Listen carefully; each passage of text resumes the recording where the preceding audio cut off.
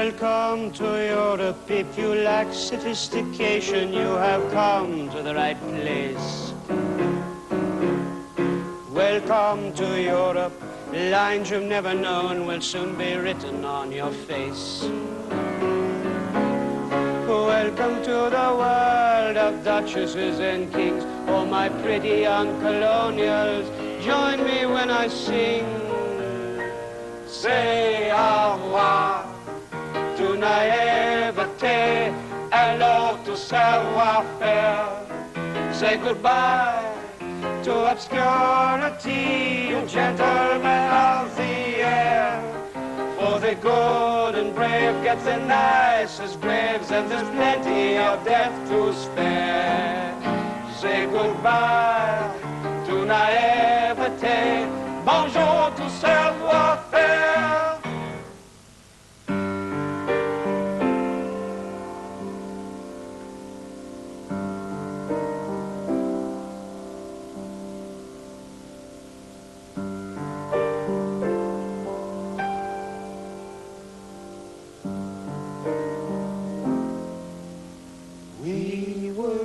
To fight the Hun, we would shoot him with a gun. Our medals would shine like a saber in the sun. We were off to fight the Hun, and it looked like lots of fun. Somehow it didn't seem like war at all, at all, at all. Somehow it didn't seem like war at all.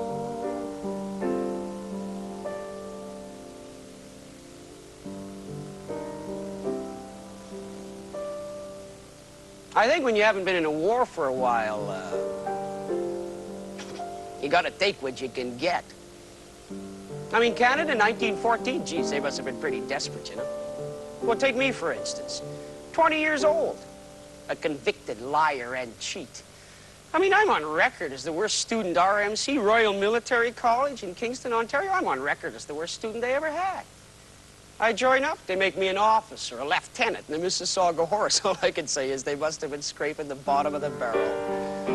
We were off to fight the Hun, though hardly anyone had ever read about a battle, much less seen a Lewis gun. We were off to fight the Hun, and it looked like lots of fun. Somehow it didn't seem like war at all, at all, at all. Somehow it didn't seem like war at all. Yeah, it looked like it's going to be a great war. I mean, all my friends were really keen to join up. They were. Not me. Royal Military College, jeez, that was enough for me. Now, the reason I went to RMC is, well, I could ride a horse. And I was a good shot. I mean, I'm a really good shot. I got these tremendous eyes. You see? And RMC had an entrance exam, which was good, because my previous scholastic record wasn't that hot. In fact, when I suggested to my principal, you know, that indeed I was going to RMC, he said, "Bishop, you don't have the brains." But I studied real hard, sat for the exams, and got in. Recruits, sir! Recruits will march at all times. They'll not loiter, they will not window shop. Recruits, sir! Recruits will run at all times in the parade square. Recruits, sir! Recruits will be soundly trounced every Friday night, whether they deserve it or not. I mean, those guys were nuts. They're going to make leaders out of us. The theory being that before you could learn to lead, you got to learn to obey. So because of this, I mean, we're all assigned to an upperclassman as a kind of, well, slave. And I get assigned to this real sadistic SOB. This guy named Vivian Bishop, that's right, it's the same surname as me. And because of that, I got to tuck him into bed at night, kiss him on the forehead, and say, "Good night, Daddy." I mean, it's pretty hard to take some of that stuff seriously. One of my punishments. I'm supposed to clean out this old Martella Tower by the edge of the lake. I mean, it hasn't been used for years. It's filthy. I do a great job on it. I mean, I clean it out really well. This upperclassman comes around to inspect it. "What's this in the corner, Bishop?" "That? That's a spider, sir." "That's right, Bishop. That's a spider. Now, you had orders to clean this place up. You haven't done it. Get down on your hands and knees and eat that spider." I had to eat a spider in front of all my classmates. You ever have to eat a spider in public? I doubt it. Nuts. Now, whenever I'm not happy, I mean, I'm not having a really good time, well, I do one of three things. I either get sick, or I get injured, or I get in a lot of trouble. My third year at RMC, got in an awful lot of trouble. This friend of mine, Townsend, oh, geez. One night we get a bottle of gin, and, well, we stole a canoe. Well, we'd arranged to meet these girls, you see, out in Cedar Island, Dead Man's Bay. Of course, the canoe tips over. Now, it's early spring. I mean, it's really cold. We get back to shore somehow, and I mean, we're just like this, you know, and Townsend's going, Bish, I'm going to the infirmary. I think I got pneumonia. And I'm going, well, you silly bugger, let me change into some dry clothes, because we can't let anybody know what we're doing. I mean, we're absent without leave, in possession of alcohol, and we stole a canoe. What I didn't realize is that the officer on duty witnessed this whole thing. Townsend goes to the infirmary, he's confronted with these charges, he admits everything. I didn't know that. I'm rudely awakened from my sleep and hauled up before old Adjutant Payroll. Sir, I've been in my bed all night. I really don't know what you're talking about, sir. Come on now, Bishop. We have the testimony of the officer on duty. We also have the confessions of your accomplice implicating you fully in this. Now, what is your story, Bishop? Well, geez, I figure I'm in too deep now to change my story. Sir, I still maintain... Bishop! I'm going to say the worst thing that I can say to a gentleman cadet. You're a liar, Bishop. I got 28 days restricted leave for that. It's like house arrest. And they caught me cheating on my final exams. Well, I handed the crib notes in with the exam paper. And that's when they called me the worst student RMC ever had. Hey, and they weren't going to tell me what my punishment was either, you know, till the next fall. So we could stew about it all summer. I knew what it was going to be. Poof! Expulsion. With full honors. But then a war broke out and I enlisted and was made a cavalry officer. I mean, for me, it was the lesser of two evils. But everybody else was very keen on the whole thing. They were. We were off to fight the Hun, though hardly anyone had ever seen a Hun. Wouldn't know one if we saw one. We were off to fight the Hun, and it looked like lots of fun. Somehow it didn't seem like war at all, at all, at all. Somehow it didn't seem like war at all. October 1914, the first contingent of the Canadian Expeditionary Forces left for England. I wasn't with them. I was in the hospital with pneumonia, thinking of Margaret. Dearest Margaret, I'm in the hospital with pneumonia. I also have an allergy. The doctors know what I'm allergic to. Maybe it's horses. Ah, shit! Maybe it's the army. Hospital's nice. I'm in fine spirits. Thinking of you constantly, I remain.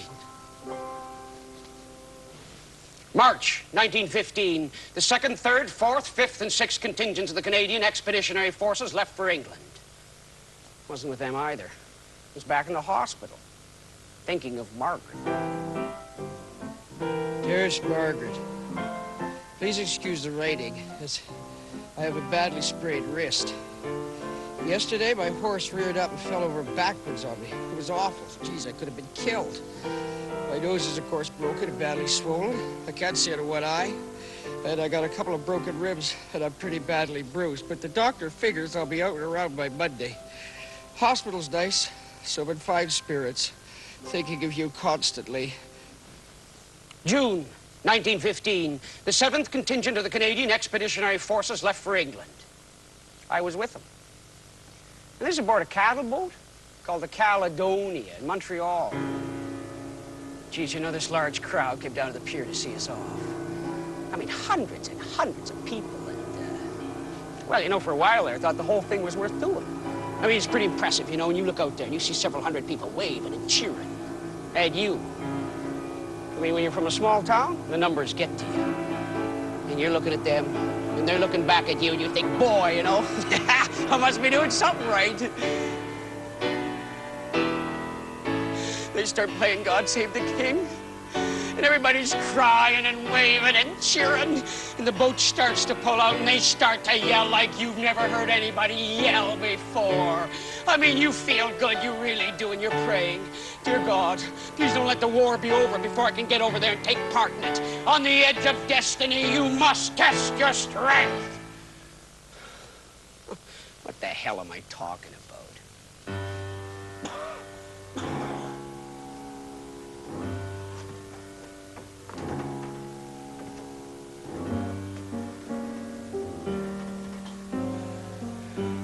The good ship Caledonia quickly changed its name to the good ship Vomit.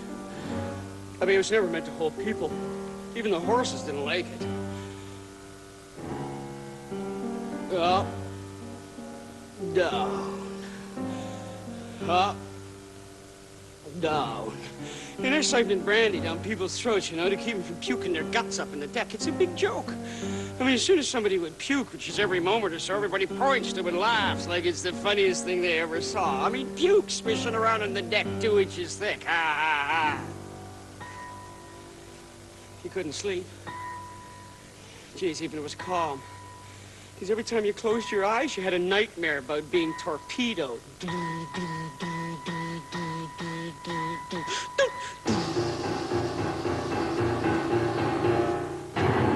Every time I close my eyes, you see this torpedo coming up through the water, through the hull of the ship, and boom, boom! And we were attacked by U-boats just off the coast of Ireland. I was scared shitless. I mean, all you could do was stand the rail and watch the other ships get hit and go down. Bodies floating around like driftwood in the water. But we made it through.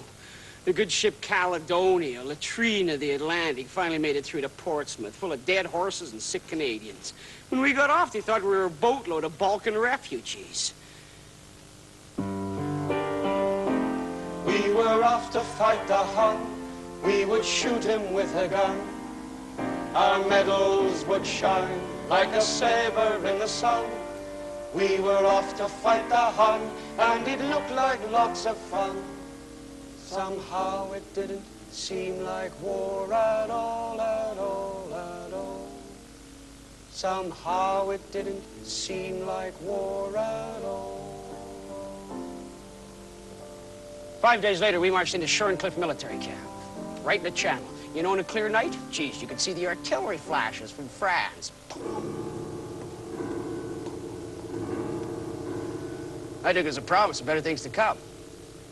It wasn't.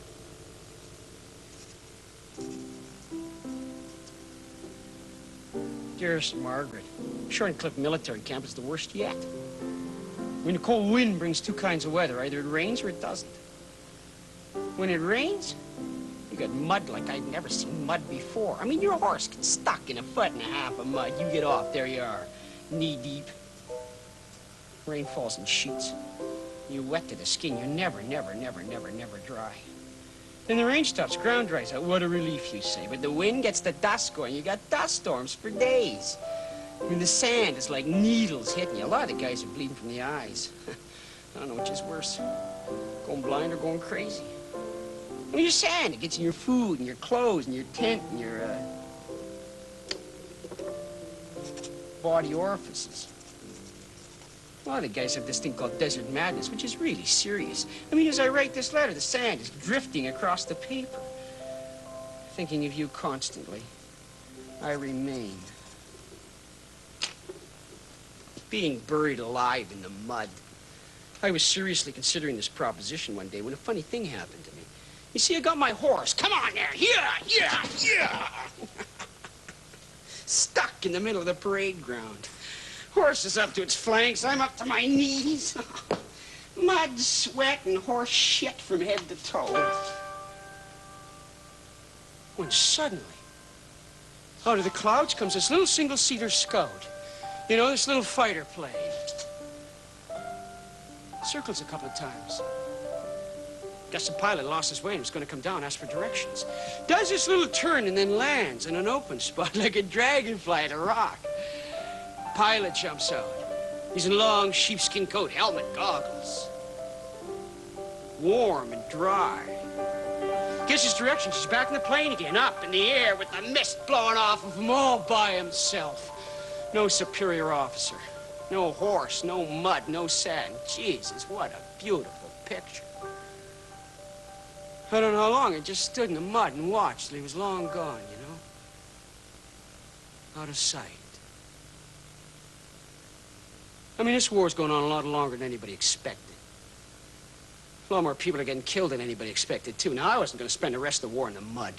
And I sure as hell wasn't going to die in the mud.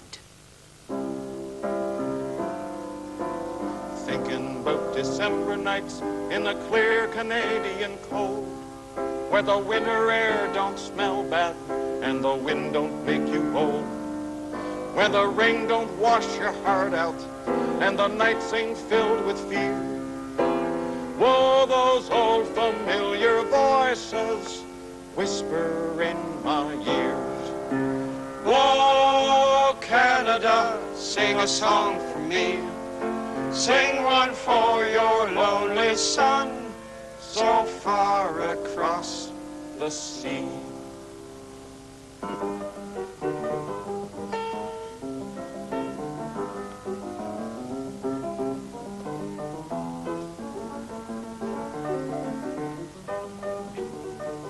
You don't fancy the cavalry then, eh? What? I say you don't fancy the cavalry then, eh? Well, look at the bright side, mate. It's bad now, but it could get worse. Oh, yes, oh, yes. You get to Flanders. Man's about the same, but they got blokes shooting at you, right? With machine guns. Da-da-da-da-da-da. Yeah. Diabolic. It's a bloody shooting gallery. They still fake the part of the Crimean War. Yeah? Cavalry charges. You against machine guns. Da-da-da-da-da-da. It's a bloody shooting gallery. With you in the middle of it, mate. Well, that's awful. I mean, something's got to be done. Jesus, you know, I was a casualty in training. Well, take a word of advice from me, mate. The only way out is up. Up? Up. Join the Royal Flying Corps. I did. Used to be in the cavalry. Jesus wept. Join the Royal Flying Corps. I like it. You know, it's good, clean work. Cost. Bloody planes barely stay in the air. The life expectancy of the new lads was about 11 days, but I like it, you know? It's good, clean work. Ah, just a minute. How can I get into the Royal Flying Corps? Canadian. Cannon fodder. I mean, you practically have to own your own plane to get into the RFC. Au contraire, mate. Au contraire. The upper classes are depressed by the present statistics, so they're not joining with their usual alacrity. Now, anyone who wants to can get blown out of the air. Even Canadians. You ever trust your future to a drunken conversation in a bar? 2 days later, I went down to see him at the War Office. So he was to transfer to the Royal Flying Corps, eh? Yeah. Oh, am I right? Am I correct? Oh, yes, sir. I want to be a fighter pilot, sir. It's what my mother always wanted, sir. Oh, you see? Yeah. Well, the situation is this, Bishop. We need good men in the Royal Flying Corps, but they must have the correct qualifications. Yeah. Now, while the War Office has not yet ascertained, indeed, what qualifications are necessary for flying an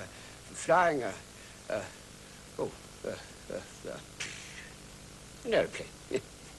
We must see to it that all candidates possess the correct qualifications should the War Office ever decide what those qualifications are. Yeah. Do you understand that, Bishop? Oh, perfectly, sir. Jolly good. Yeah, that's splendid. Yes, very good show. It's more than I can say. What? Well, shall we begin then? Ready when you are, sir. Oh, that's good. Yes, jolly good. Shows keenness. You see, well done. Yes, and good luck to you, Bishop. Yes, great. Good. Let's see. Oh dear. What on earth shall I ask him?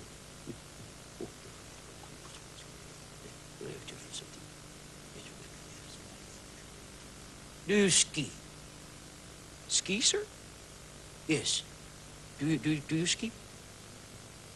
Here's an Englishman asking a Canadian whether or not he skied. Now, if the Canadian said no, he didn't ski, the Englishman might find that somewhat suspicious. Ski? Yes, sir. Never skied in my life. Yes, tells you right. Yes, splendid. Well done. Oh. You ride a horse? I'm an officer in the cavalry, sir. That doesn't necessarily follow, but we'll put down that you ride, shall we? What about sports? You know, run, jump, throw the ball, play the game, what, huh? Oh, sports? All sports, sir. Oh, I see. Well. I'm most impressed, Bishop. Yes. Well, does this mean that I can become a fighter pilot, sir? Well, who knows, Bishop? Who knows? All full up with fighter pilots at the moment, I'm afraid. Takes 6 months a year to get in. Terribly sorry, yes. Big disappointment. Nothing I can do, old man. I see, sir. However, we have an immediate need for observers. You know, the fellow that goes along for the ride, huh? Yes. Well, yeah. Observes, I suppose, eh? What do you say, Bishop? I thought about it. I wanted to be a pilot. Couldn't. So in the fall of 1915, I joined 21 Squadron as an observer. I mean, that's what they're using planes for at that time, observation. I mean, you could take pictures of enemy troop formations, direct artillery fire, stuff like that. Looked like nice, quiet work at the time. And I was really good at the aerial photography. I got these great eyes. Remember? And to fly. I mean, you're this old trainer, you know, fireman Longhorn, sounds like a tractor, coughs, wheezes, chugs its way up to 1,000 feet. I mean, you're in a kite with a motor that can barely get off the ground, but even so, you're in the air. You're not in the ground. I mean, you're above everything. It's a different world up there. Different war. A different breed of men fighting that war. Flyers. During training, geez, we heard all the stories. If you went down behind enemy lines and got killed, well, they'd come over under a flag of truce, the German flyers, that is, and they'd drop a photograph of your grave. Nice. If you're taken prisoner, geez, it was a champagne razzle in the mess, you know, talking, drinking all night. It's a different war they were fighting up there. From where I stood, it looked pretty darn good.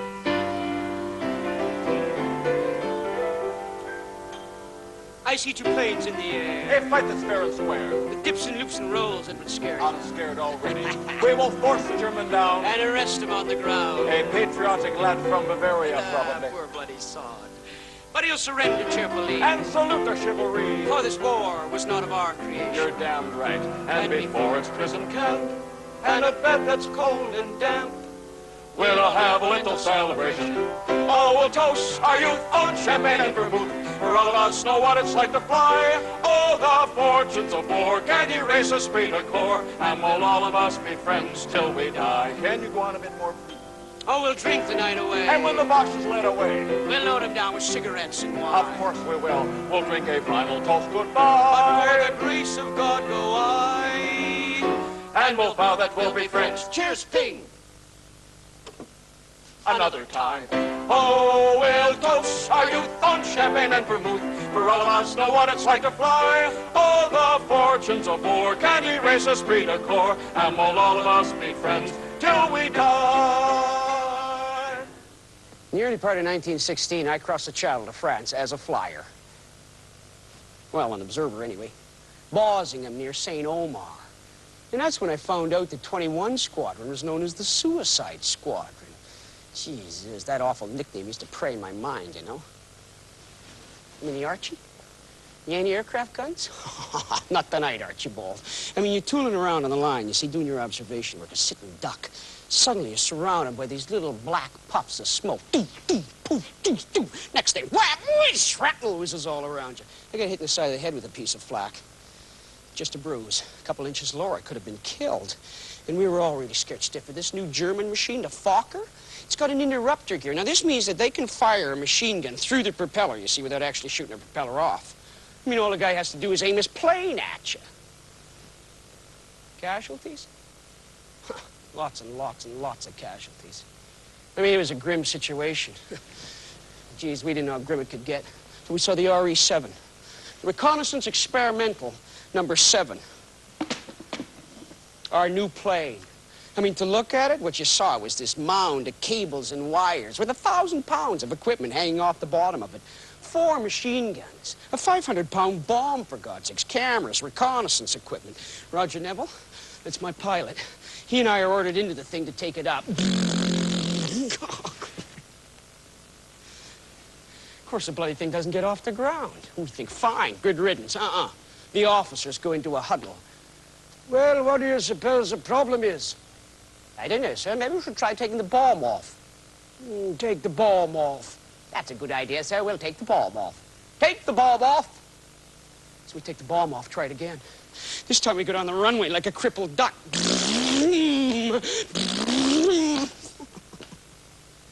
Finally, by taking everything off of it but one machine gun, kind of flopped its way into the air and chugged along.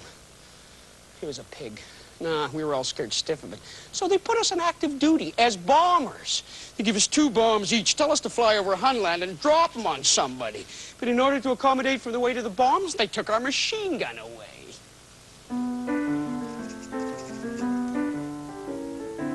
Dearest Margaret, we're dropping bombs on the enemy from unarmed machines.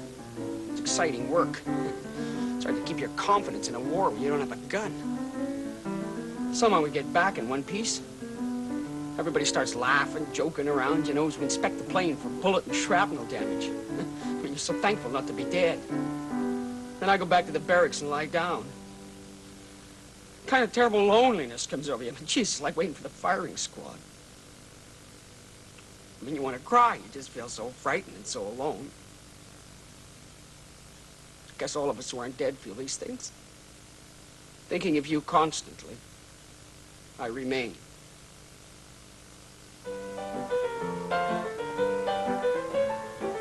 Nobody shoots no one in Canada. At least nobody they don't know. Nobody shoots no one in Canada. Last battle was a long, long time ago.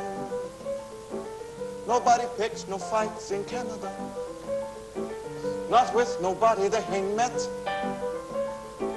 Nobody picks no fights in Canada. Folks tend to work for what they get. Take me under that big blue sky where the deer and the black bear play. Men know it be heaven, but heaven knows we try. Wish I was in Canada today. Nobody drop no bombs on Canada. Wouldn't want to send no one to hell. Nobody drop no bombs on Canada, where folks tend to wish each other well.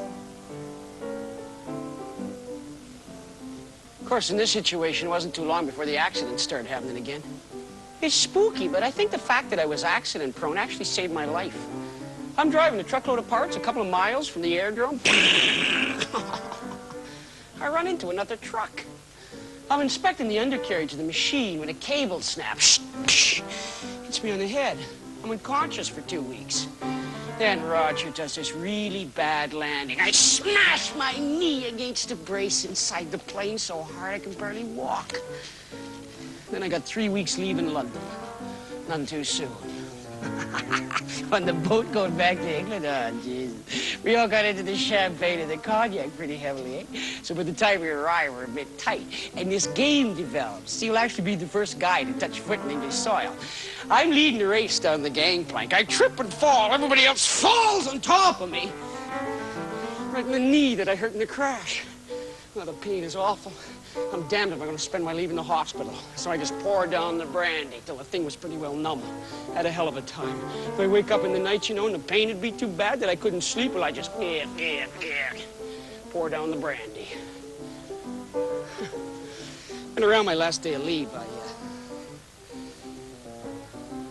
I started thinking about the bombing runs and the Archie and the Fokkers. I thought, Jesus, I better have somebody look at my knee. The doctor found I had a cracked kneecap. They also found that I had a badly strained heart. And that meant I'd be in the hospital for an indefinite period. As far as I was concerned, I was out of the war. Take me under that big blue sky, where the deer and the black bear play. May not be heaven, but heaven knows we try. Wish I was in Canada today. I'm dreaming of the trees in Canada. Northern lights are dancing in my head. When I die, let me die in Canada, where there's a chance I'll die in bed.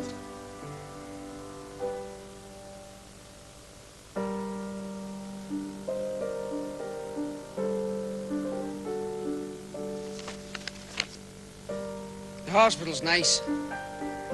People don't shoot at you and people don't drop things on you. Well, that'd be a nice place to spend the rest of the war. I went to sleep for 3 days. I had a nightmare, an awful dream. I'm in the lobby of the Grand Hotel in London. The band is playing military music, and the lobby is full of British and German officers. They're dancing together, and their medals jingle like sleigh bells in the snow. The sound is deafening. I gotta get out of there. I start to run, but my knee gives out underneath me. As I get up, I get kicked in the stomach by a Prussian boot. I turn to run, but get kicked in the rear by an English boot. I turn around, and all the officers have formed a line like the Follies, and they're coming towards me, kicking. I scream as 100 black boots lift me high in the air as I turn over and over yelling, "Help me! Help me! They're trying to kill me!" You'll not get any rest screaming at the top of your lungs like that. You're the son of Will Bishop of Sound, Canada, are you not? Of course you are. Your father was a loyal supporter of a very dear friend of mine, Sir Wilfrid Laurier. The gaping mouth is most impolite, Bishop. No, I am not clairvoyant. I am Lady St. Helier, poetess, reform alderman, friend of Churchill, and the woman who shall save your life. Well, Enough of this gay banter, Bishop. Time runs apace, and my life is not without its limits. You've been making rather a mess of it, haven't you? You're a rude young man behaving like cannon fodder. Perfectly acceptable characteristics in a Canadian, but you're different. You're a gifted Canadian. And that gift belongs to a much older and deeper tradition than Canada can ever hope to provide. Quite against your own wishes. You will be released from this wretched hospital in 2 weeks' time. Promptly at 3 o'clock on that day, you shall present yourself before my door in Portland Place, dressed for tea and in a positive frame of mind. Do I make myself clear? Good. Please be punctual, Mr. Bishop. A difficult road lies before us. Empire must rely for its defenses upon an assemblage of Canadians, Australians, and blacks. Our way of life is in peril. Oh, geez, that old girl must have known something I didn't know. Because 2 weeks later, I'm released from hospital. Promptly at 3 o'clock on that day, I find myself in front of her door in Portland Place in my best uniform. The door is opened by the oldest butler I've ever seen. Hi.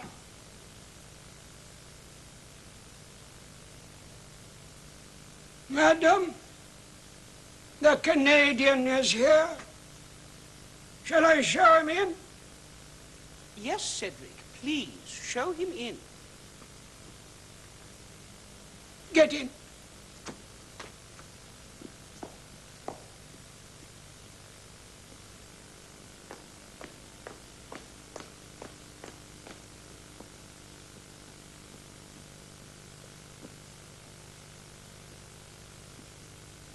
Madam is in the study. Get in.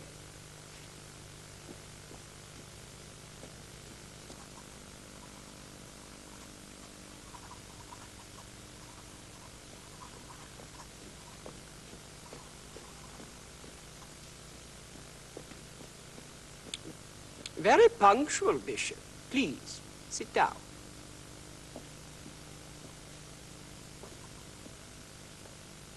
Would our visitor from Canada care for tea? Madam? Would you care for something to drink, Bishop? Tea? Tea would be fine, thanks. A tea for Bishop Cedric. And I'll have a gin. Gin? I wonder if I could change it. No, tea will be fine, thanks. I have written a poem in your honor, Bishop. I can but hope that your rustic mind will appreciate its significance.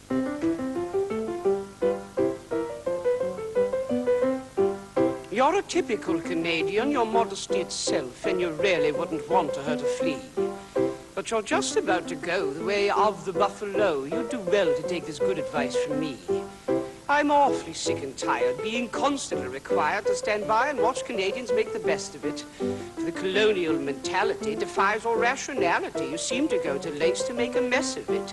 You fawn on Britain as a mother, then complain that you've been smothered, claiming your identity has been trod on. But when adversity is seen, why, it's God save the king. You want us to intervene so you can plod on. Why don't you grow up before I throw up? Do you expect someone else to do it for you? Before you're dead out, get the lead out and seize what little life still lies before you. Do you really expect empire to settle back, retire, say colonials, go on your merry way? I'm very tired of your whining and your infantile maligning. Your own weakness simply won't be whined away. So don't be so naive and take that heart off your sleeve, for a fool and his life will soon be parted. War's a fact of life today. It'll not be wished away. Forget that fact and you'll be dead before you started. So, Bishop, grow up before I throw up. Your worst enemy is yourself, as you well know. Before you're dead out, get the lead out. You have your own naivete to overthrow. Do I make myself clear, Bishop? You will cease this mediocrity that your record only too clearly reveals. You will become the pilot that you wish to be, and will lamentably content to settle for less. Now, this will take time. For you must recover that health that you have so seriously undermined. To that end, you'll remain here, a lodger at Portland Place. Top of the stairs, 3rd floor, 7th door on the left. Cedric, be kind to Bishop, and ignore his bad manners. For cultivation exacts its price, the loss of a certain vitality. Beneath this rude Canadian exterior, there beats a power that you will never know. Properly harnessed, that power will win wars for you. Kitchener knows it, and I know it too. Good day, Mr. Bishop. Now, there are 1 or 2 Canadians who would have thought about that. Not me. Staying in Portland Place, Jesus, I found out some things right away. For example, life goes much smoother when you got influence. Take this pilot business, for instance. Lady St. Helier's on the phone to Churchill himself. The next day, I'm called down to the War Office. The atmosphere is much different.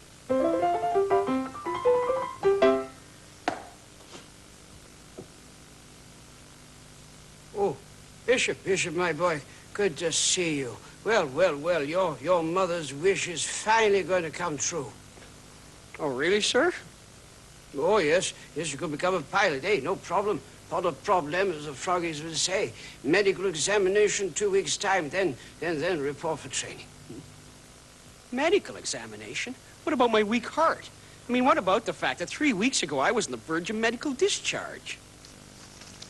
Yes, Bishop. Strip to the waist, stick out your tongue, and say 99. That did that? Good. Cough twice. Yes, that's good, too. Turn around 10 times. 8, 9, 10. 10 shouting. Still on your feet, Bishop. You're fit as a fiddle and ready to fly.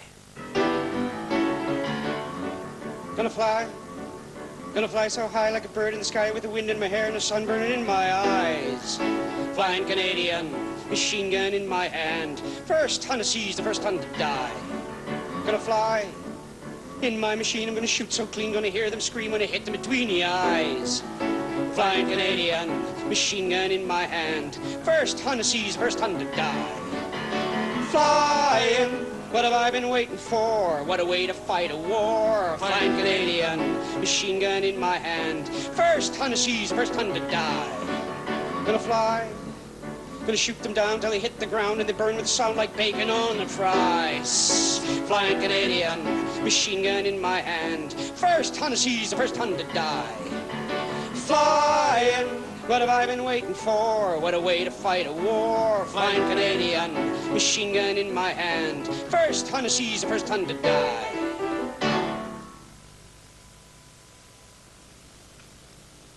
I'll never forget my first solo flight. Lonely? Jesus. You're sitting at the controls all by yourself, trying to remember what they're all for. Everybody else has stopped doing what they're doing, right, to watch you. There's an ambulance parked at the edge of the field with its engine running. You know why. You also know that in the hospital there's a surgical team just ready to rip. Switch off. Switch off. Petrol on. Petrol on. Suck in. Switch on. Switch on. Contact. Contact. The propeller is given a sharp swing over and the engine starts with a roar. Coughs a few times, but then starts hitting all our cylinders. You signal for them to take away the chocks.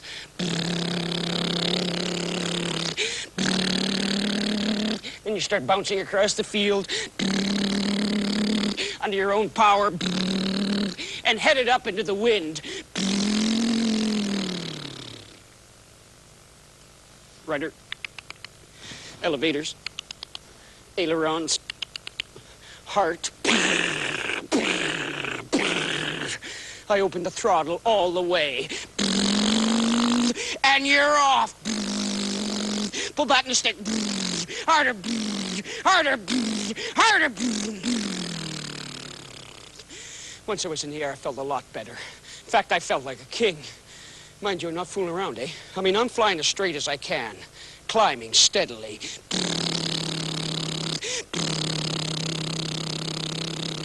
All by yourself. What a feeling! The blue of the Channel out to the right, the green of England off to the left, the aerodrome disappearing. I got a turn. I execute a gentle turn. Skidding like crazy, but what the hell? I try another turn. This time I bank a little more. Too much. Ah! But all in all, you know, I'm having a hell of a time up there. Till I remember I gotta land. What do I do now? Keep your head, that's what you do now. I'll pull back in the throttle. Too much. I put the nose down into a steep dive. Too steep, brought it up again, down again, up again, down. And in a series of steps, kind of descended to the earth. Then I execute everything I remember you gotta do to make a perfect landing. 40 feet off the ground. I put the nose down again, do another perfect landing. This time I'm only 8 feet off the ground. But now I got no room left, you know, to do another nose down maneuver. Rumpty takes things into her own hands, just pancakes the rest of the way to the ground. First solo flight, greatest day in a man's life. Flying, what have I been waiting for? What a way to fight a war. Flying Canadian, machine gun in my hand. First ton of seas, first ton to die. First ton of seas, first ton to die. In the early part of 1916, I was posted back to France as a fighter pilot. 60th Squadron, 3rd British Brigade. I worked like a Trojan for these wings, and geez, I just about lost them before I really began. You see, I was returning from my first OP, operational patrol, and I crashed my Newport on landing. I wasn't hurt, but the aircraft was pretty well pranked. And that was bad, because General John Higgins, the brigade commander, he saw me do it. Well, geez, he couldn't help but see me do it. I just about crashed at his feet. That was the lowest point in my career. And then came March the 25th, 1917.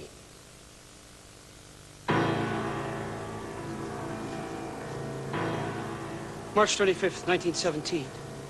4 Newport scouts in diamond formation climbed to 9,000 feet, crossing the line somewhere between Arras and St. Ledger. Patrols crisscrossed the lines, noting Heine's positions and troop movements. I'm the last man in that patrol. Tough place to be because you fall too far behind. The headhunters are waiting for you. It started cloudy. Suddenly clears up. We fly for half an hour and don't see anything, you know, just miles and miles. Nothing. Suddenly, I see 4 specks above and behind us. Perfect place for an enemy attack. I watch as the specks grow larger. I can make out the black crosses, Huns! Jesus, you know, it's hard to believe that they're real and live and hostile. I want to circle around and have a better look at them. Albatross V-strutters, beautiful. The swept-back planes, powerful and quick. We keep on flying straight.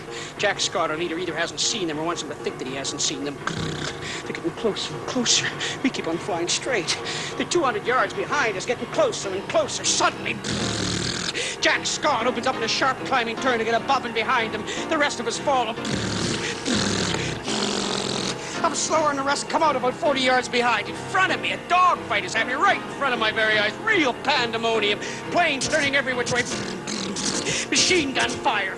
Suddenly, Jack Scott sweeps below me with an albatross on his tail, raking his fuselage wingtips with gunfire. For a moment, I'm just frozen there, not knowing what to do, my whole body just shaking.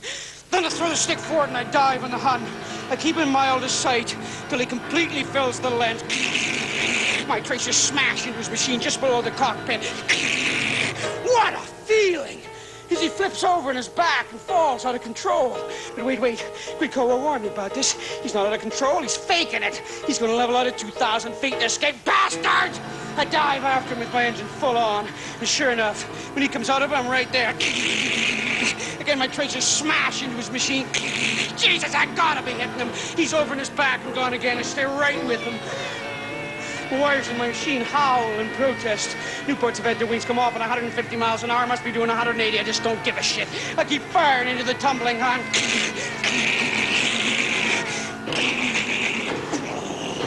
He just smashes into the earth and explodes in flames. Bawoosh!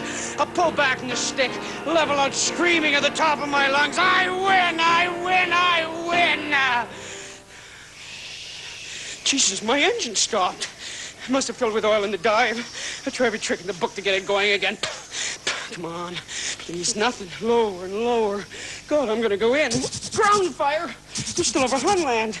Just my luck to do something right and end up being taken prisoner. Lower and lower. Up I go. It seems to be a level patch in the rough terrain. I put her down.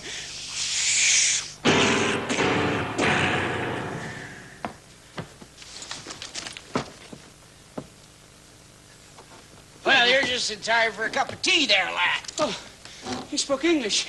Hey, look, where am I? You're at the corner of Portage and Main in downtown Winnipeg. You want to keep down, lad? Heine's sitting right over here. Well, that was a nice bit of flying you did there, yeah. You made it just under the wire. You're 100 yards our side of the line. Hey, look, could you do me a favor? I'd like to try and get the plane up again. Not tonight, lad. No, you're going to have to take them on calm suite here at the chateau. I spent the night in the trenches in 6 inches of water. The soldiers seemed to be able to sleep. Jesus, I couldn't.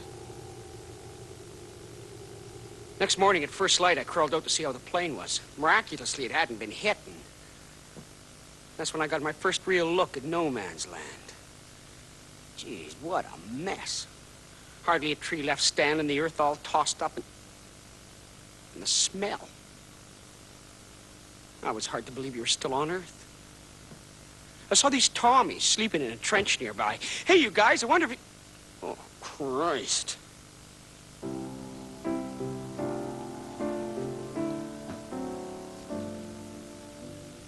The bloody earth is littered with the fighters and the quitters.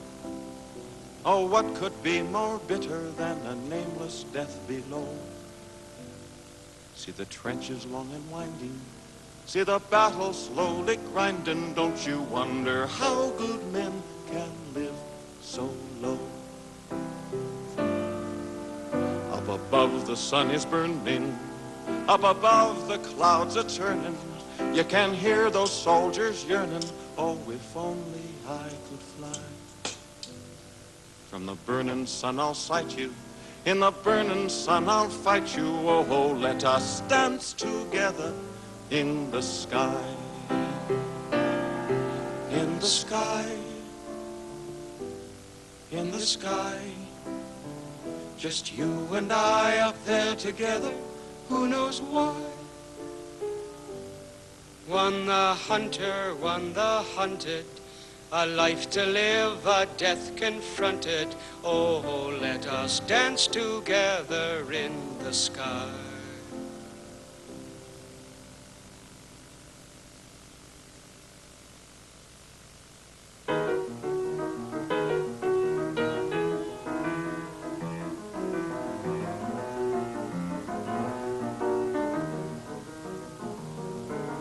Survival. That's the important thing. And the only way to learn survival is to survive. Success depends on accuracy and surprise. How well you shoot, how you get into the fight, and how well you fly, in that order.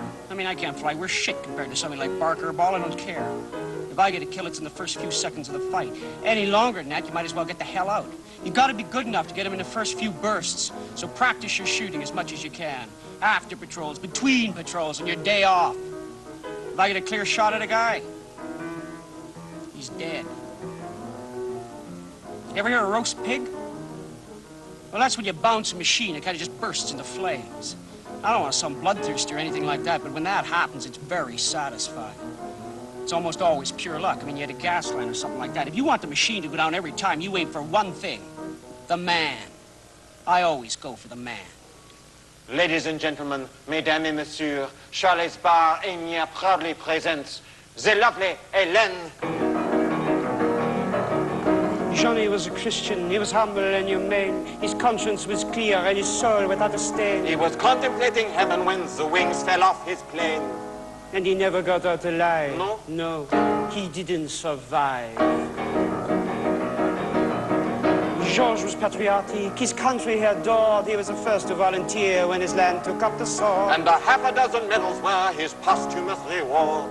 And he never got out alive. No? No, he didn't survive. So when you fight, stay as calm as the ocean. And watch what's going on behind your shoulder. Remember, war's not the place for deep emotion.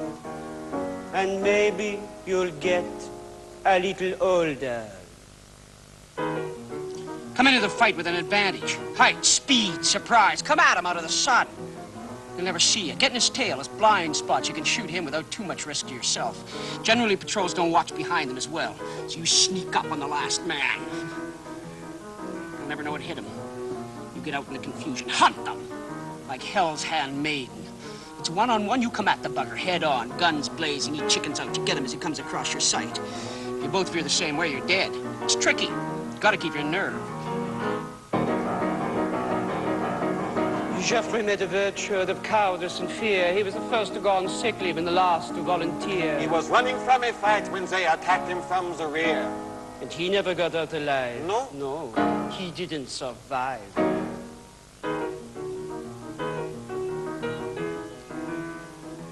The other thing is your mental attitude. I mean, it's not like the infantry where a bunch of guys work themselves under screaming rage and go yelling off over the top, shooting and waving their bayonets. It's not like that. You're part of a machine, so you have to stay very calm and cold. So you and the machine work together to bring the other fella down. Get so you don't feel anything after a while. To that moment just before you start firing, then that old dry throat, heart throbbing thrill comes back. It's a great feeling. Jimmy hated Germans with a passion cold and deep.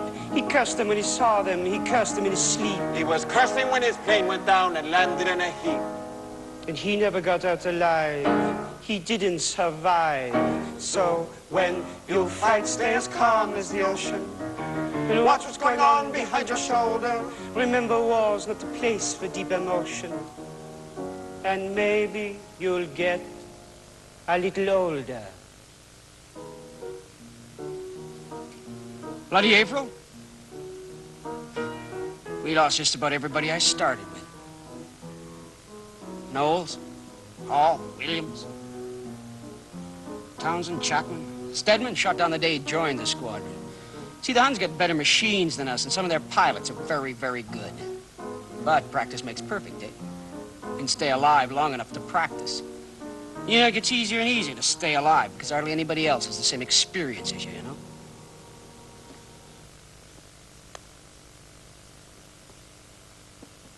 Oh, another thing.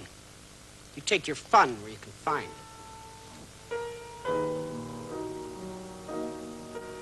it. Later on, you meet your friends who've all enjoyed the same good luck. Arm in arm, you walk in the moonlight.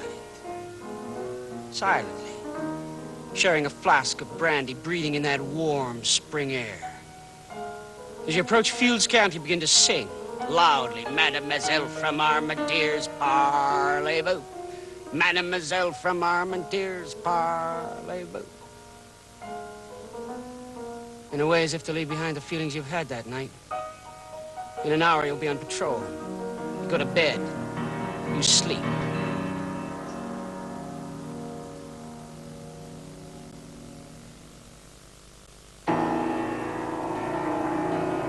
Dearest Margaret, it's the merry month of May, and today I sent another merry Hun to his merry death. I'm not sure if you'd appreciate the bloodthirsty streak that's come over me in the past month. How I hate the Hun. He's killed so many of my friends. I enjoy killing him now. I go up as much as I can, even on my day off. My score is getting higher and higher because I like it. Yesterday, I had a narrow escape. Bullet came through the windshield. Creased my helmet. But a miss is as good as a mile, and if I'm for it, then I'm for it. But I do not believe I am for it. My superiors are pleased. Not only have I been made captain, they're recommending me for the Military Cross. Thinking of you constantly, I remain. You may think you've something special to get you through this war, but the odds aren't in your favor. That's a fact you can't ignore. The chances are the man will come a-knocking at your door. And you'll never get out alive. You won't survive. So, when you fight, stay as calm as the ocean. And watch what's going on behind your shoulder. Remember, war's not the place for deep emotion. And maybe you'll get a little older.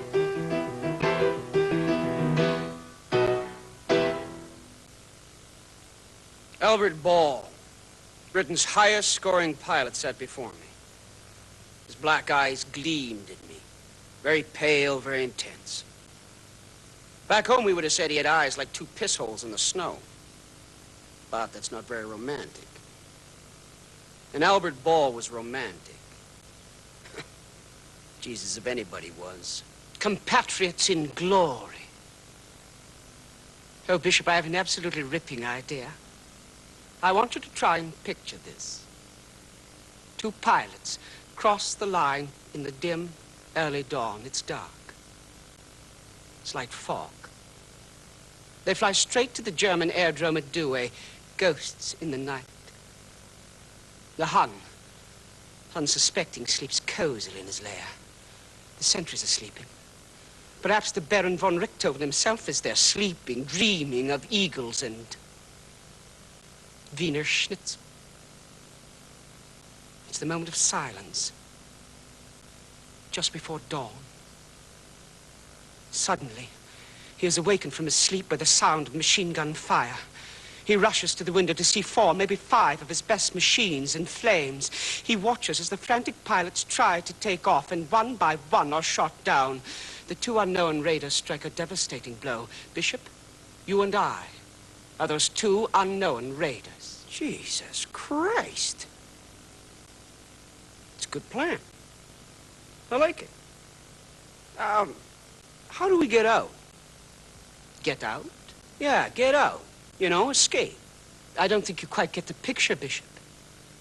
It's an heroic exploit. Getting out has nothing to do with it. Well, it's a good plan. It's got a few holes I'd like to see plugged. I'd like to think about it. All right, Bishop, you think about it. But remember this. Compatriots in glory. Quite a fella. The dying of Albert Ball. He was only 18 when he downed his first machine, and any chance of living through this war was small. He was 19 when I met him, and I never will forget him. The pilot by the name of Albert Ball. No matter what the odds, he left his fate up to the gods, laughing as the bullets brushed his skin. Like a medieval knight, he would charge into the fight and trust that one more time his pluck would let him win. So he courted the Reaper, like the woman of his dreams, and the Reaper smiled each time he came to call. But the British liked their heroes cold and dead, or so it seems. And their hero in the sky was Albert Ball. But long after the fight, way into the night, cold thoughts as dark as night would fill his brain, for blood stains never fade, and there are debts to be repaid for the souls of all those men who died in vain. So when the night was dark and deep and the men were fast asleep, an eerie sound would filter through the night. It was a violin, a sound as soft as skin. Someone was playing in the dim moonlight. There he stood, dark and thin, and on his violin played a song that spoke of loneliness and pain. It mourned his victories, it mourned dead enemies, and friends that he would never see again. Yes, he courted the Reaper, like the woman of his dreams, and the Reaper smiled each time he came to call. But the British, like their heroes, cold and dead, or so it seems. And their hero in the sky was Albert Ball. It's an ironic twist of fate that brings a hero to the gate. And Ball was no exception to the rule. Fate puts out the spark in a way as if to mark the fine line between a hero and a fool. Every time he'd cross the line, Albert Ball would check the time by an old church clock reminding him of home. The Huns came to know the man who flew so low on his way back to the aerodrome.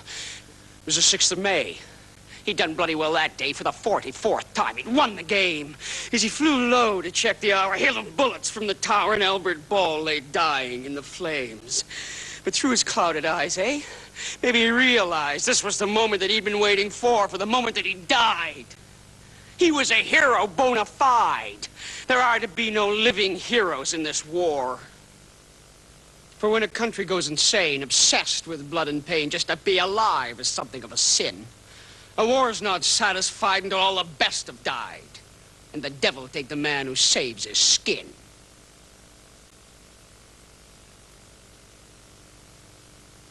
But sometimes, late at night, when the moon is cold and bright, I sometimes think I hear that violin. Death is waiting just outside, and my eyes are open wide as I lie in wait for morning to begin. For I'm courting the Reaper, like the woman of my dreams, and the Reaper smiles each time I come to call. But the British, like their heroes, cold and dead, or so it seems. And my name will take the place of Albert Ball.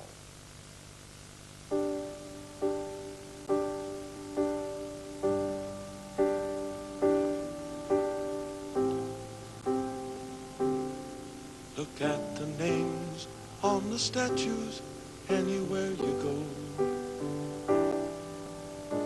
Someone was killed a long time ago. I remember the faces, I remember the time. Those were the names of friends of mine. The statues are old now, they're fading fast. Something big must have happened way in the past. The names are so faded, you can hardly see. The faces, always young to me. Friends ain't supposed to die till they're old. And friends ain't supposed to die in pain. No one should die alone when he's 21. And living shouldn't make you feel ashamed. You can't believe how young we were back then. One thing's for sure, we'll never be that young again. We were daring young men with hearts of gold. And most of us never got old.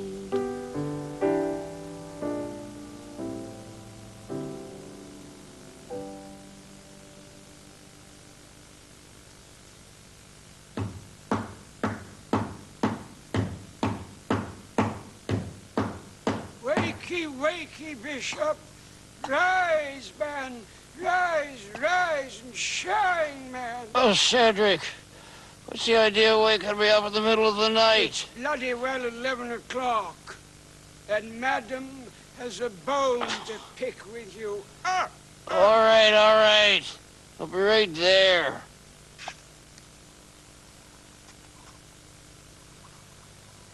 Morning, Granny. Oh, Bishop, sit down. I have a bone to pick with you. Where were you last night? Oh, I was out. Good. Very specific. But I have my own sources. And the picture that was painted for me is not fit for public viewing. Disgusting, unmannered, and informal practices in company which is unworthy even of you, Bishop. But what concerns me is not where you were, but where you were not. To which you were not at a party which I personally arranged, at which you were to meet Bonar Law, Chancellor of the Exchequer. What have you to say in your defense? Oh, look. Granny. I'll thank you not to call me Granny. The quaintness quite turns my stomach. Look, that was the 4th darn formal dinner this week. Versus General Haig, then what's his name, the parliamentary secretary? Look, I want to have some fun. Bishop, I am only going to say this once. It is not for you to be interested, amused, or entertained. You are no longer a rather short Canadian with poor taste and a bad service record. You are a figurehead, unlikely as that may seem, a dignitary. The people of Canada, England, the Empire, indeed the world, look to you as a symbol of victory. And you will act the part. You will shine your shoes and press your trousers. You will refrain from spitting, swearing, gambling, and public drunkenness. And you will, and I say this with emphasis, you will keep your appointments with your betters. Now, tonight you're having dinner with Lord Beaverbrook. Tomorrow night with Attorney General F.E. Smith. Need I say more? No. I'll be there. Dearest Margaret, in the next room is Princess Marie Louise. 4 or 5 lords and ladies whose names I can't even remember. I drank a little too much champagne at supper tonight. I told the princess a lot of lies. Now I'm afraid to go back in there because I can't remember what the lies are. Being rich, you got a lot more class than me. They'd like you. You could talk to them. Maybe we should get married. Thinking of you constantly, I remain. Breakfasting with queens and kings, dining with lords and earls. Drink champagne, it flows like rain, making time with high-class girls. Just a Canadian boy, England's pride, enjoy my fantasies fulfilled. Ain't no one ask me where I'm from, they're happy for the men I kill. Number 1 is a hero, number 1's the hottest thing in town. When I'm in my home, away from home, nobody's gonna shoot me down, oh no, nobody's gonna shoot me down.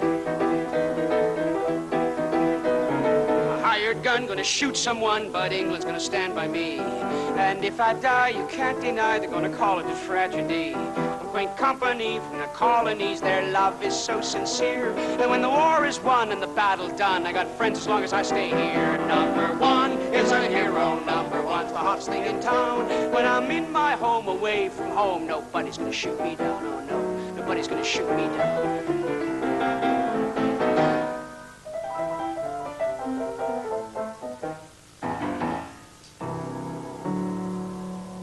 I woke up at 3 o'clock in the morning. Jesus, was I scared. Very tense, you know. I mean, Ball said you couldn't do it with just one guy. And Ball was a maniac. But I figure it's no more dangerous than what we do every day, so what the hell? It's no worse. I don't think. The trouble is, nobody's ever attacked the German aerodrome single-handedly before, so it's chancy, you know what I mean? It's raining. Lousy weather for it, but what can you do? Walter Bourne, my mechanic. He's the only other man up.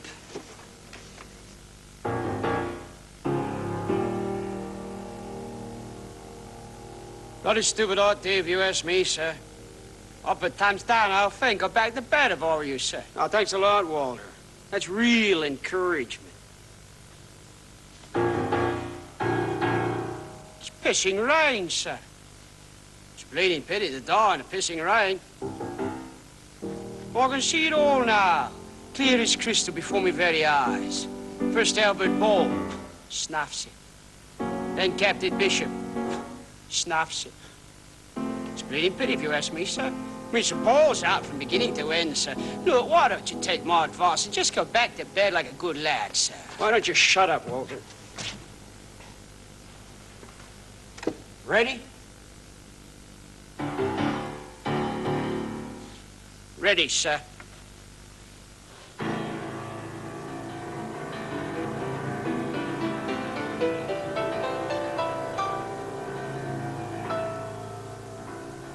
God, it's awful up here. Pale gray light. Cold. Lonely as hell. My stomach's bothering me. Nerves? Nah. We had to eat breakfast. Shit, just something else to put up with. I climbed to just inside the clouds to go over the line. No trouble? Yeah. Everybody's asleep. All right, let's find that German aerodrome.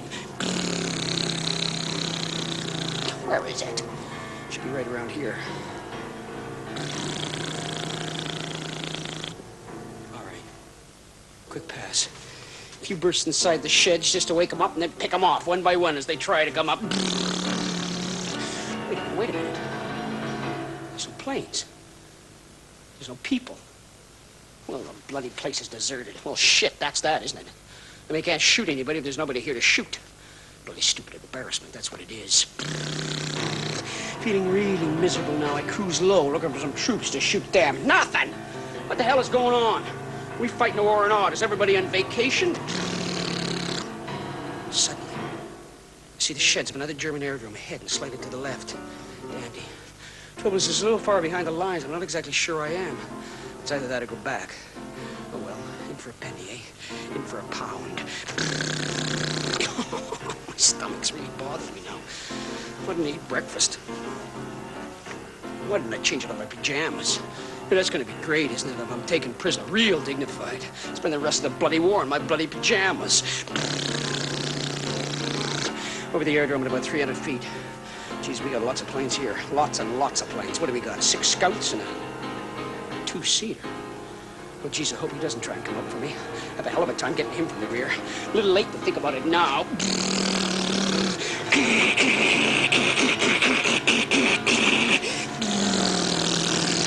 How many guys got in that first pass? A lot of guys went down, a lot of guys stayed down. Geez, I shut up from their planes pretty bad, too. I forgot about the machine gun guarding the aerodrome. Bullets all around me, tearing up the canvas on my plane.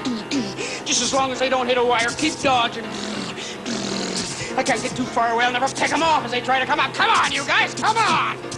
One of them's starting to taxi now. He doesn't have a chance. I come down right in the deck about 15 feet behind him. He gets 6 feet off the ground, side slips, does this weird somersault and smashes into the field. I pull it around as quick as I can. Just in time to pick up another fella as he tries to come up. My traces are going wide. But he's so frightened he doesn't watch where he's going. He smashes into some trees beside the field. I put a few rounds in him and pull back in the step. I'm feeling great now. I don't feel scared. I don't feel nothing. Just ready to fight. Come on, you bastards, come on! Wait a minute. This is what Ball was worried about. 2 of them are taking off in opposite directions at the same time. Now I feel scared. What do I do now? Get the hell out of here. That's what you do now. One of them's close enough behind me to start firing.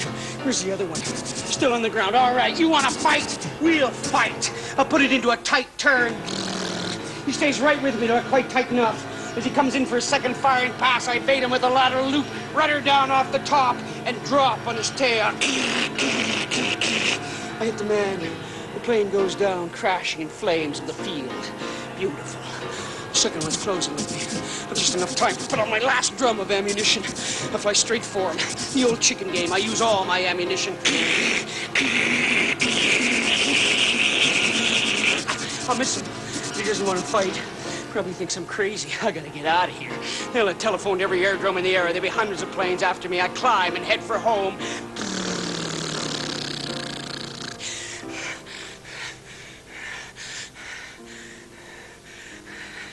All by myself again at last.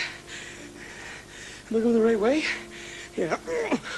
My stomach. Sharp pains like I've been shot. No. No blood. Good, I haven't been shot.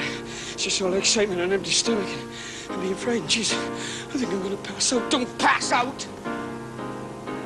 Yeah, I look up and my heart just stops dead then and there. I'm not kidding. 1,000 feet right above me. 6 Albatross scouts. And me with no ammunition. I think I'm gonna puke. Don't puke. Fly underneath them. Maybe they won't see you. I try to keep up. For a mile, I just fly under them, trying to keep up. I gotta get away. They're faster than me. They see me. They got me, but I gotta get away. I dive and head for the line.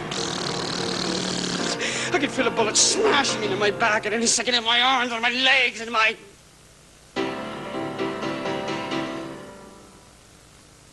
Nobody. Oh, Jesus, they didn't see me.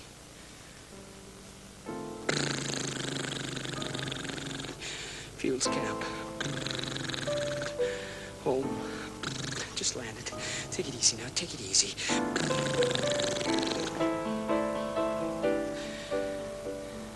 I land. I'm standing around waiting for him to be found and missing. When there he comes. Like he's been outside, see? Oh. He lands with his usual skill, cracking both wheels, then comes to a halt, just like usual. Except there's nothing left of his bloody machine. It's in pieces.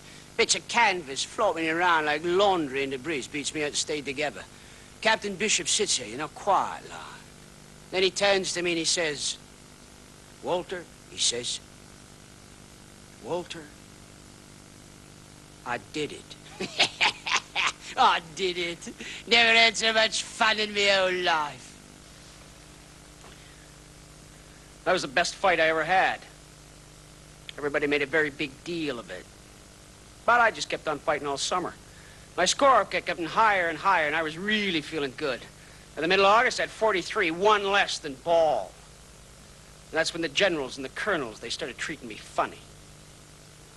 Yes, Bishop, we've a lot of medals for you, eh? Lots and lots of medals, huh? Pretty medals. Oh, that's not all. No, you shall receive your medals. You'll go on extended Canada leave. You won't fight again. What did you say, sir? Have I got a speech impediment, Bishop? I said you won't fight again. Not fight again? I gotta fight again. I got 43, Ball at 44. All I need is one... Bishop, you have done very, very well.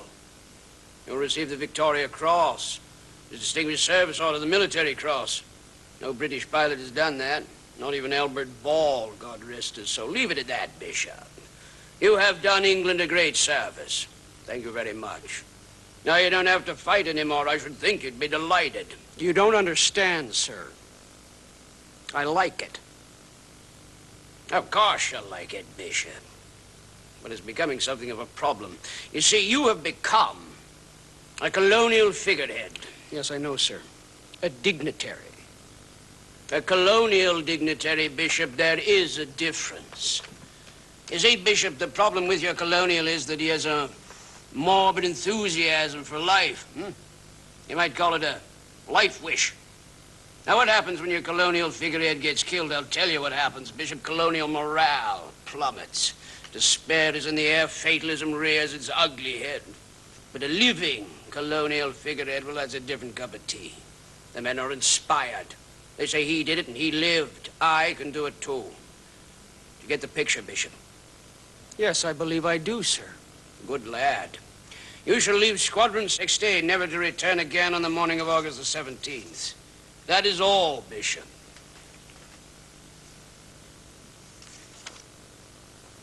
In the next 6 days, I shot down 5 planes.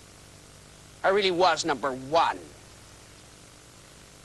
Now, in the squadron, they gave me a big piss-up on my last night, but... well, something happened in that last week that made me fairly glad to get out of it for a while. Number 46. It's dusk. About 8 o'clock. I returned to Fields Camp fairly leisurely because I figured, well, geez, my last bit of flying for a bit, eh? Nice, clear evening. And you know, when it's clear up there in the evening, it's really pretty. Suddenly, I see this German aviatik 2-seater heading straight for me. It's a gift. I don't even have to think about this one. Put it down into a steep dive, come up underneath him, and just rake his belly with bullets. Oh, Jesus, you know, I don't know how they build those planes. Because that whole thing just fell apart before my very eyes. I mean, the wings came off, bits of the fuselage just collapsed. And the pilot and the observer, they fall free. I'm pretty sure I didn't hit them, you see, so they're alive, you know, and there's nothing I can do to help or shoot them. Or anything. I can just sit there and watch them fall. Wide awake to die. It's awful. I know I killed lots of them. This is different. I watch them fall. Jesus, like I can feel him looking at me.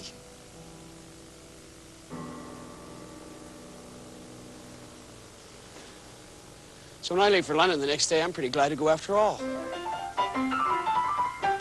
Bishop, today you will meet the king. This represents a high water mark for us all, and you must see to it that you do not make a balls up of it. I understand the king is particularly excited today. It seems that this is his first opportunity of presenting 3 medals to the same gentleman. Furthermore, the king is amused that that gentleman is from the colonies. The king therefore may speak to you. Should you be so honored, you will respond politely in grammatically cogent phrases, with neither clawing sentimentality nor rude familiarity. You shall speak to the king with dignity and restraint. Do you think you can manage that, Bishop? Is it possible the safest course would be for you to keep your mouth shut?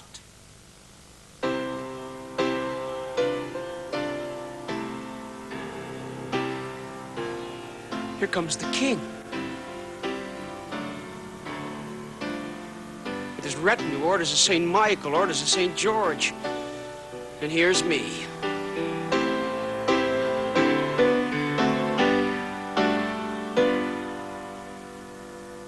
Well, Captain Bishop, you've been a busy bugger. I'm not kidding. I'm standing here. The king is standing here. The king talks to me for 15 minutes. I can't say a word. I've lost my voice. But after the investiture comes the balls and parties, the photographers, the newspaper reporters, the lords and ladies, the champagne, the filet mignon, the 50-year-old brandy. And there's me, Billy Bishop, from Owen Sound, Canada, dancing with duchesses and princesses. And I know one thing. This is my day. There'll never be a day like it. I think of this as we dance far into the night, as we dance to the music of the Empire Soiree.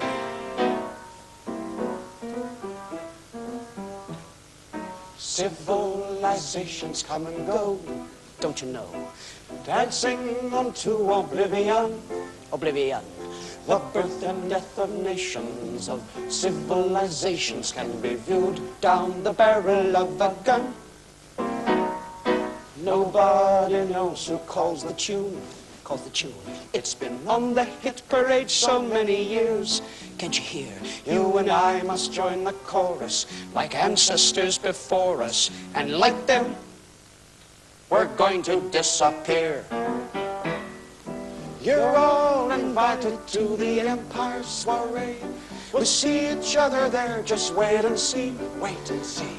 Attendance is required at the Empire Soiree. We'll all dance the dance of history.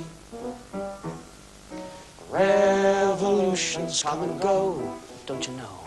new empires will take the other's place. Take the place. The song may be fun, but a new dance has begun. When someone points a gun at someone's face. Alexander and Julius had their dance, Had the chance. till somebody said, may I cut in? With a grin. All you and I can do is put on our dancing shoes and wait for the next one to begin. You're all invited to the Empire Soiree. We'll see each other there, just wait and see, wait and see. Attendance is required at the Empire Soiree. We'll all dance the dance of history.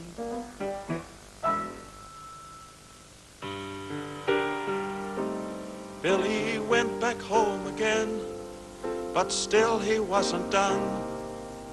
In 20 years he's back again, a new war to be won. Now the hero calls to new recruits in 1941.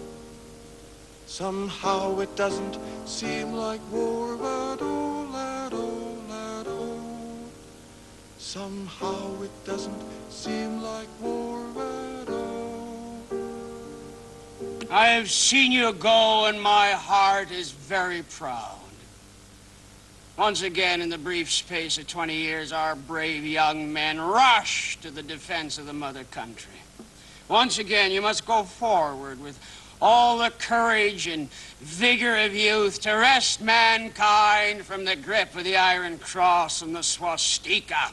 Once again, on the edge of destiny, you must test your strength. I know you of old, I think. Godspeed you. Godspeed you, the army, on feet and on wheels, a member of which I was for so many happy years of my life. Godspeed you, the Air Force, where in the crucible of battle I grew from youth to manhood. Godspeed you and God bless you.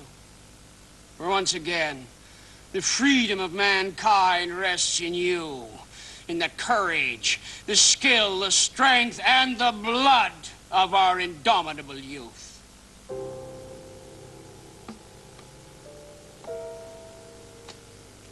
You know, I pinned the wings on my own son last week.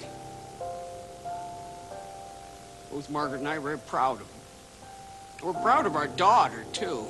3 bishops in uniform fighting the same war. Well, I suppose I'm on the sidelines, cheering them on. You know, it comes as a bit of a surprise to me sometimes